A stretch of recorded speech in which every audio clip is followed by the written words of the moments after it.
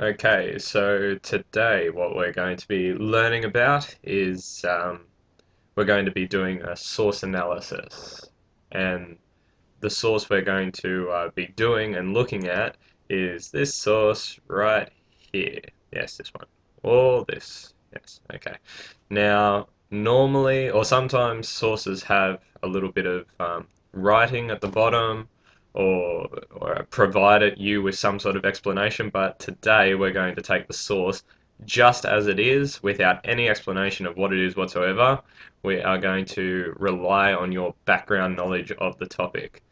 So, I'll give you a little bit of an explanation, but basically, what you're going to be doing is you're going to be providing us with an explanation of exactly what's going on in the source.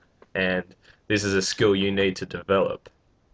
In the HSC, you are likely to get a source like this accompanied with a question, something like, using this source and your own knowledge, answer such and such a question. So what we're going to be doing is we're going to have a look at this source and see all the little messages that can unfold from it. So we've got a interesting looking character right here, very shady looking character, and your prior knowledge should be able to tell you that this is Gregory Rasputin of Russia, and he is quite an overwhelming, powerful image in the source. Okay, and we'll dive into what that means a little bit later. Now, what we've got here in the bottom left-hand corner, we've got a small, squinty-looking fellow.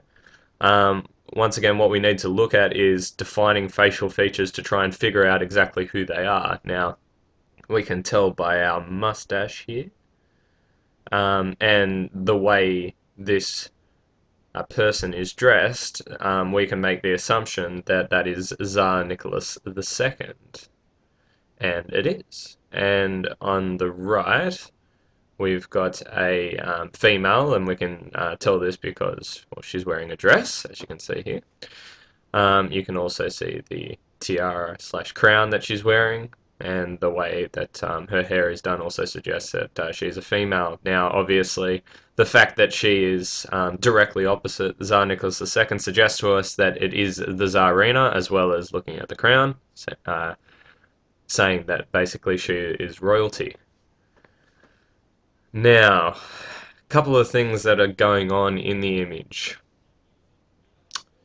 First of all, we've got some beautiful language up here.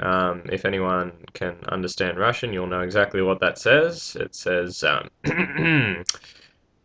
I don't know what that says. I don't read Russian, but I'm sure it says, I'm sure it's a very powerful message about Rasputin being evil or something like that. So a couple of things we can get out of the source. A couple of things I notice straight away is that Rasputin looks very angry. You can sort of tell that because, well, he's not smiling. He's got a frown here. Um, he's got dark shadows under the eyes. He's got a shifty look in his eyes. Um, so a couple of things you get there is that he seems to be um, he's portrayed as an evil sort of a person, and that would be the main intention of the cartoon, because that is essentially why it was created. It was created to get awareness from the Russian public that there was this shady character who had so much influence in Russia. Now, speaking of influence in Russia, we've got a couple of things within the source that that's sort of suggesting this. We've got Rasputin as a large figure, and it almost appears that Tsar Nicholas and Alexandra are in his lap, so sort of suggesting perhaps that he might be a father figure.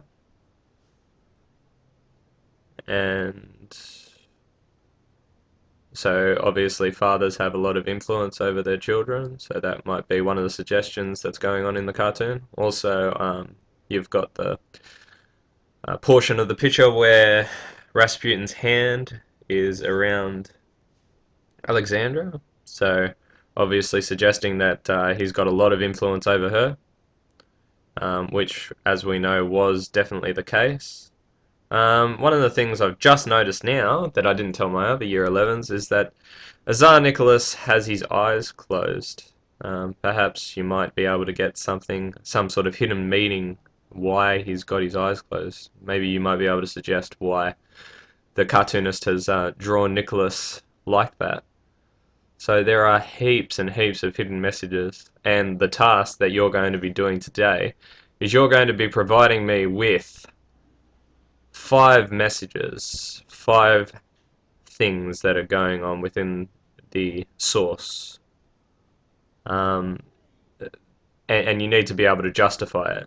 So whatever hidden meaning you think the artist is trying to get out, you need to justify why or what they have done that suggests this. Good luck, and go.